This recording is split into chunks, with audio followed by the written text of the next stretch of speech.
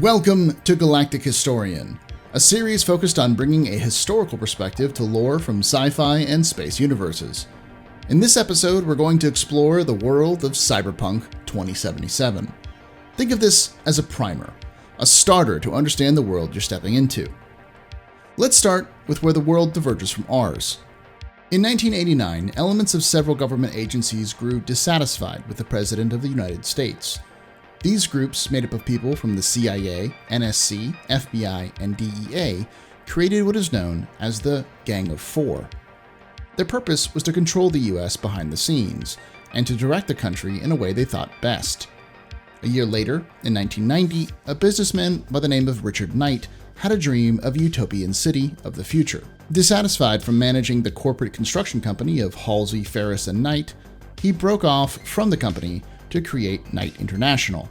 The company's sole goal was the construction of this new city around the Del Coronado Bay of Central California. His hope was to create a city on the bleeding edge of technology, his, quote, city on the edge of tomorrow.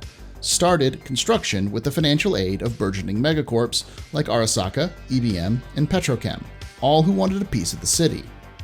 Over the next few years, the world starts to fall apart. This is known as the Collapse, a key period in time to understanding the future of the cyberpunk universe. Much of the tech that would lead to the cybernetic future of 2077 was first developed during this time. The first self-sustaining arcology, a massive building which functions as a city unto itself, which was built in New Jersey.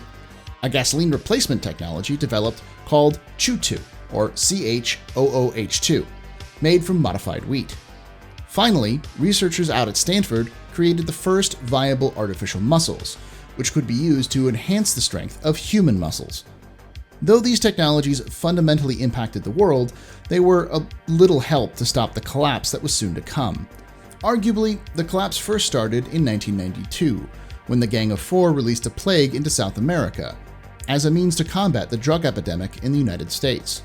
This led to massive drug wars and the collapse of the governments of Chile and Ecuador. 1 year later, in 1993, in response to the US's biological attack, Colombian drug lords detonated a low-yield nuclear device in New York, utterly destroying the city. This helped spur the world's stock market collapse of 1994.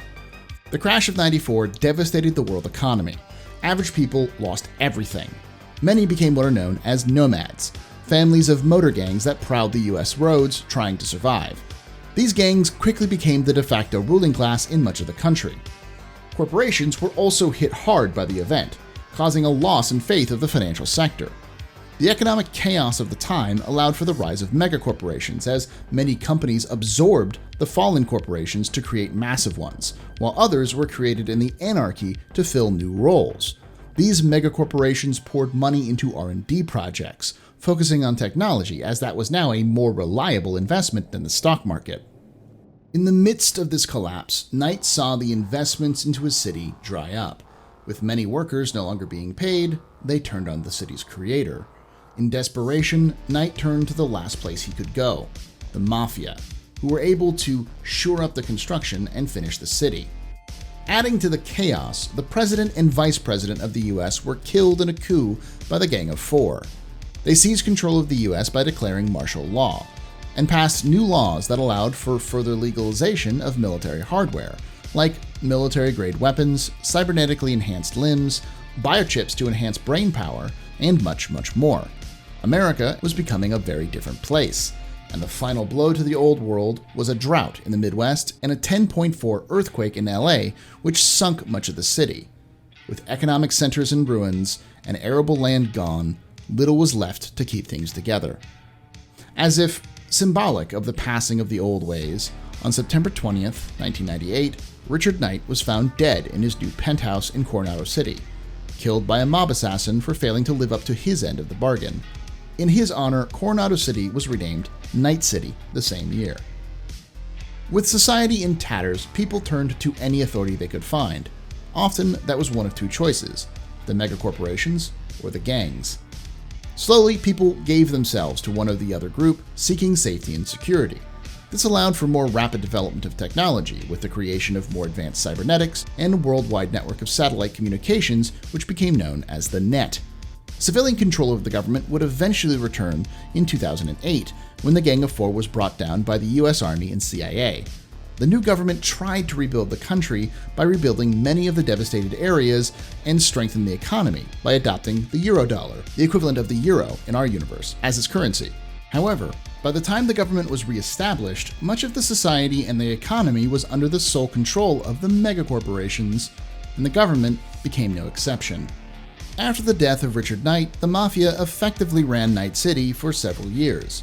But by 2009, the megacorps who had helped build the city in the first place decided that the location was too valuable to leave in the hands of the mob. And thus began the Mob War, as cybernetically enhanced assassins from the corporations fought against the gangsters of the city. Eventually, the corporations were successful, driving the gangs into what are known as the combat zones today. But by no means does that mean the world of Cyberpunk is stable. Corporations vie for power and fight wars amongst one another to assert dominance. In the upper echelon, corporate goons, cops, and the media all vie for power. Their conflicts can become so dangerous, in fact, that they threaten the very power they seek to hold. For example, the Fourth Corporate War devastated the net, the main information network of the globe, making reliable information hard to come by, and triggering a second Great Collapse. Corporations aren't the only people who can get things done. In the lower parts of society, people and groups need help as well, so there are certain people whom they will reach out to. Netrunners, specialized hackers, find lost and valuable information for a price. Trying to change the world and entertain crowds, rocker boys use their skills to foment change as much as please the masses. Skilled engineers called techies help make machines for civilians and criminals alike, while chasing the almighty Eurodollar. When something needs to be broken, the mercenary solos are the bruisers you call on. If something needs to get moved in or out of the city, you call the nomads. By ground, sea, and air, they're the couriers of the world, risking the dangers of this new, hostile planet to keep the cash coming in. The go-betweens for all of them are the fixers. These smugglers, fencers, and information brokers help keep the wheels of society moving, helping the lower classes get their basic needs met, and the gangs the hardware to own the streets. This is where you start in this world. Night City has become a melting pot of gangs and megacorporations. You play as V, a fully customizable cyborg, trying to survive and thrive in the city. Remember, actions are important, but looking good while doing it is equally important. Flash and substance are the same thing in Night City. The high-rises belong to the wealthy elite, and the slums under the control of cybernetically enhanced booster gangs. But you choose the path to take in the end. Remember, it's a struggle to survive, but the allure of the American dream pulls people to the city. After all, there's no good or bad in this world. You do what you need to. If you can do something good along the way, then great, but don't count on it. If you enjoyed this, please hit that like button, and maybe send a few eddies to us on Patreon to keep this feed open. Would you like to learn more about the universe of Cyberpunk? Interested in more stories of the various people and groups of Night City? Let me know in the comments below, and remember, Ex Historia ad Astra.